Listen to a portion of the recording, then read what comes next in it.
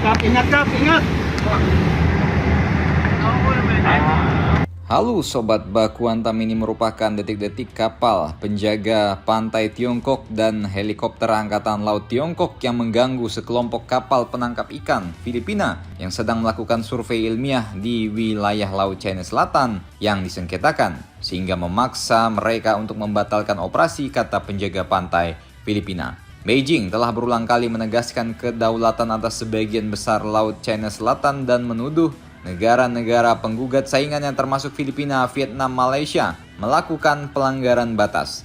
Tiongkok telah membatasi klaim teritorialnya dengan 10 garis putus-putus yang dicetak pada peta, tetapi belum memberikan koordinat yang pasti. Insiden ini terjadi pada hari Jumat di dekat Sandy Cay, 3 gundukan pasir kecil tak berpenghuni yang diapit oleh pangkalan pulau buatan pasukan Tiongkok dan sebuah pulau yang diduduki Filipina di Kepulauan Spratly.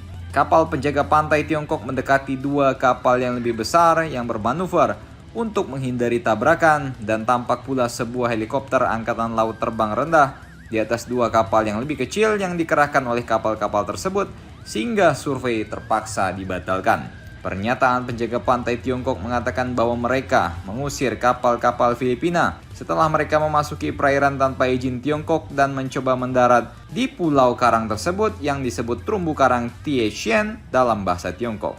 Video yang dirilis penjaga pantai Filipina menunjukkan sebuah kapal penjaga pantai Tiongkok berlayar sangat dekat dengan sebuah kapal oleh para pejabat yang diidentifikasikan sebagai milik Filipina. Pada tahun 2017 lalu, Tiongkok juga telah menuduh militer Filipina secara diam-diam berencana untuk menduduki dan membangun bangunan di salah satu dari 3 gundukan pasir sekitar 4,6 km dari Pulau Titu yang diduduki Filipina. Tiongkok memprotes dan mengepung gundukan pasir ini dengan 3 kapal angkatan laut, 1 kapal penjaga pantai, dan 10 kapal yang diduga milik milisi Beijing.